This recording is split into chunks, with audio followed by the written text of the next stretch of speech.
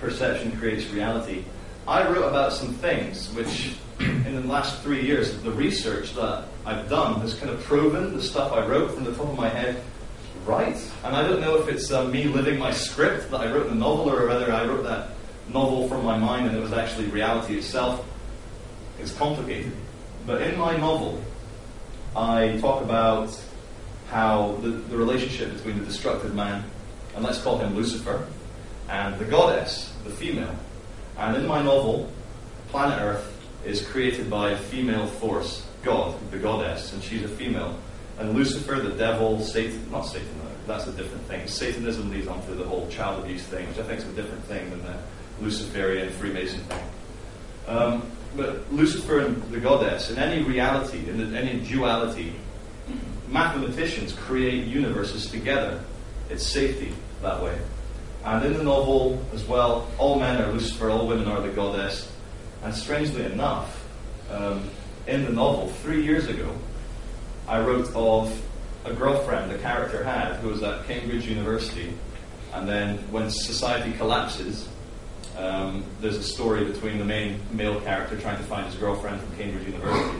And strangely enough now, my girlfriend I met 4 months ago is at Cambridge University, so the novel is playing itself out in my life. And I was going out with her for about 2 months before I thought, hold on, I wrote this novel 2 years ago. It was at Cambridge University. It was. And she's really into this whole thing as well. So yeah, Lucifer and the goddess. I love to use Lucifer because it upsets Christians, and that's the best part. But also as well, when you start researching these concepts of good and evil and so forth, it gets much more complicated than you think. And has anyone here heard of Rudolf Steiner? Yeah. This is his carving of man with the two forces on man, and it's left brain and right brain. This one here is Lucifer. There's his little head, kind of over the top. The creative, crazy, never bowing down, never giving in, the rebellious Luciferian spirit. And that's the right-hand brain of your mind. The kind of free-thinking, free-willing, crazy side. And underneath here there's Ahriman, the left brain, logical, machine thinking, which we all need as well. We are logical people. But what the world has done since the agricultural revolution has been entirely left brain. So, my novel, Lucifer and the Goddess, the two main characters, and they kind of come together as one. And I think we, in our infinite selves, in this kind of relationship between our inner perception and the outside world, we also have our battles between left brain and right brain. But it's so easy just to succumb to left brain thinking. So anyway, why Lucifer? Lucifer, the light bearer, the bright morning star, and not the hateful embodiment of evil Satan, represents the eternally questing, challenging, and evolving mind of humanity, the spirit of progress and equality. Gradually, as the church began to lose its grip in the aptly named Age of Enlightenment, came the rise of science and esoteric groups, such as the Freemasons in the 18th century. The two were inextricably entwined. So why did the Freemasons worship Lucifer? Well, I think they failed anyway. You shouldn't worship anything. Worship yourself. Vote for yourself. These things are concepts. They're not really true. They only exist because we create myths and build them up. And I just want to say, I would never join the Freemasons. I'm not a Freemason. I would never join any organization. I would never join any cult. I think joining together in these things and worshipping concepts is a failure in itself, because then you enter another hierarchy, pyramid of control. And like the Freemasons, you do the research. So it's an old boys group, old men and women coming together and trying to change the world in their own sick way.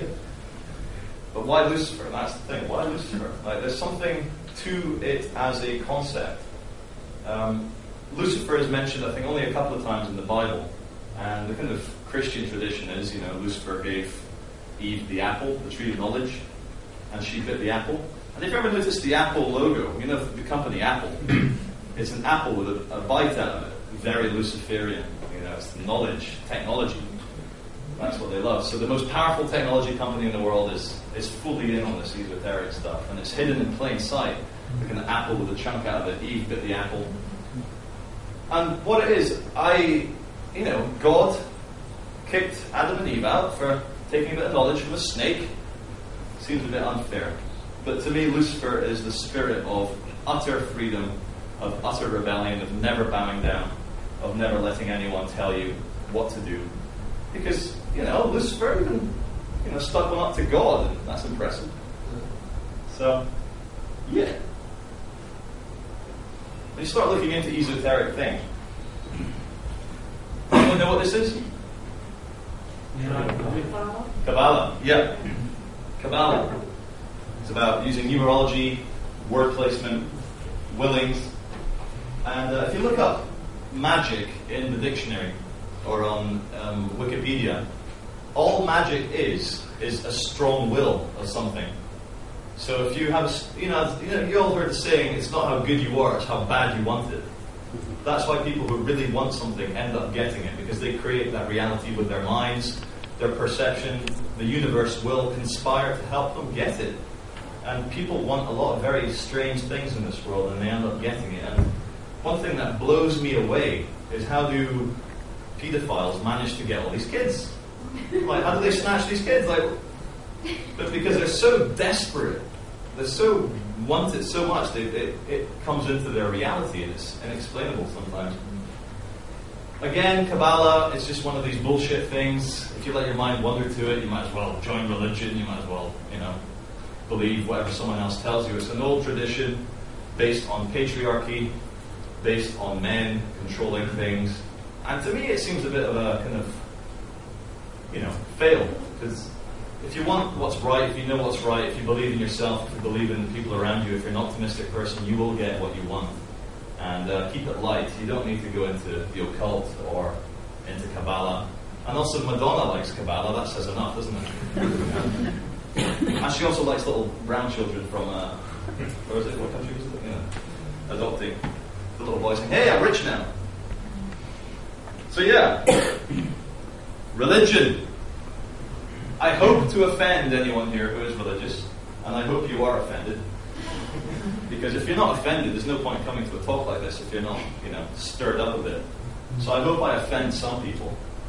And you can see there, the little boy, the little girl, sat on the dad's lap. And in Christianity, it's all about the Father, all about the Son. And the Holy Spirit could be a feminine energy, it could be the hidden goddess. But why do we, as human beings, accept these patriarchal institutions when all life comes from women? And I don't want to enter into some weird thing where I'm like, hey, women, whatever, but if I'm going to believe any crazy esoteric shit, I'm going to believe that the world is female, that we are all children of Mother Earth, and she loves us and cares for us, and she would never send us off to war to get our legs blown off. But the male energy, the destructive, crazy energy, started these institutions. And I think all religions are a massive failure anyway, because did Jesus have Christianity behind him when he was Jesus? No. He was just a guy doing what he felt was right. And some very clever men said, hey, we've got this Jesus guy, he did all this good work, let's create this religion called Christianity and get everyone to follow it. As soon as you start following another religion, you can never be Jesus, because Jesus didn't do it that way. So if you admire Jesus, you're doing it wrong if you follow a church. And the same with Muhammad, Muhammad a little bit more violent than Jesus, did things a bit more differently. But you're not going to be like Muhammad by joining Islam. You're not. And any religion which has these big books telling you how to live, what that is doing is preventing you from finding out what is your subjective reality and your way of finding out what is right.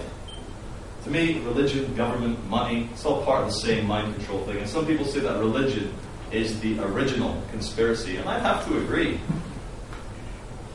As David Icke likes to say, it's all bollocks. And when you look at the decimation of the goddess as well, around the world, indigenous tribes in Africa, South America, North America, they were goddess woman worshipping. They had the mother. And a lot of you have seen the film Avatar. A lot of you have seen that? It's a very matriarchal society.